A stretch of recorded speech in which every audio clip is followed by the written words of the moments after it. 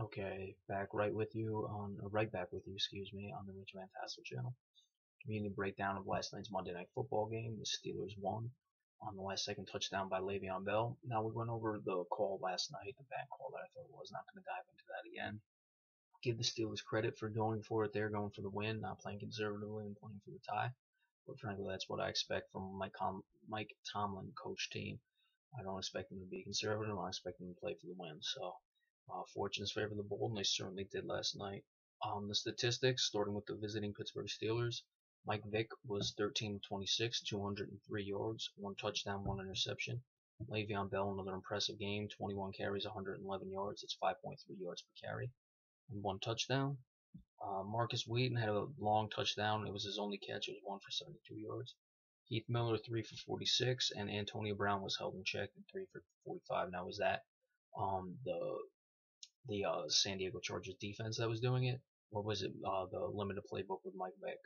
Who knows? But Antonio Brown only 3 receptions for 45 yards. Pittsburgh did recover one fumble. They did have 2 sacks. I didn't see Cortez Allen playing at all last night, so it looks like he was injured, and he doesn't have any statistics, but I can't say for certain because you just never know who does play and who doesn't. But I don't believe that Cortez Allen played last night.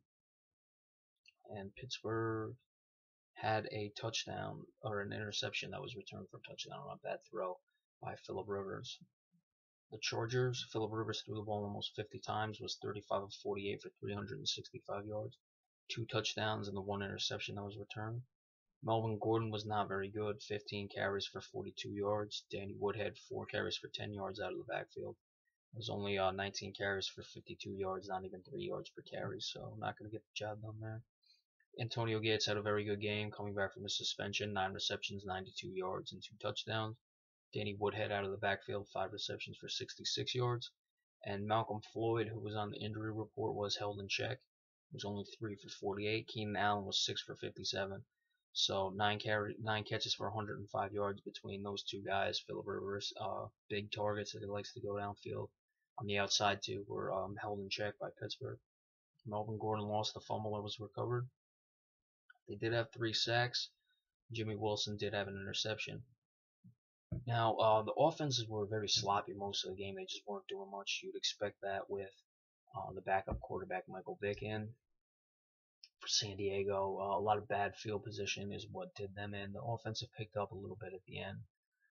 I thought it was a game that San Diego was going to win. I thought they should have won it. I thought there was that terrible call again. If you want, just check the video we did last night when we updated on it right after it happened. But Pittsburgh, when you're without your starting quarterback, you got to find a way to win a couple games here. They won one, so they're staying competitive. They're now 3-2, chasing the Cincinnati Bengals in that division.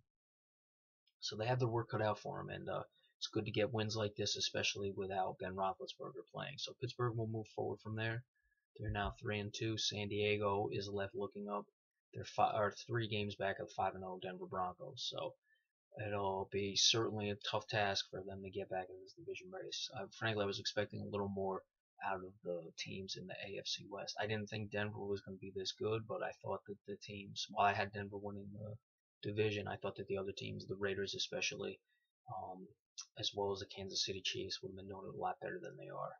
But that's where it is for San Diego. Again, we discussed a very tough loss on that controversial call that I have not really seen any reports on today, but haven't really been paying much attention. So I don't think anyone's been making the issue of it that it deserves to be, because I really thought that it clearly cost San Diego the game, and you never know what one game, especially a team like Pittsburgh, 2 teams that could be going at it for the wild card, how that could affect them at the end. So they'll have to move forward. You can't really do anything about it, and that's it. So Pittsburgh moves to 3-2, San Diego 2-3.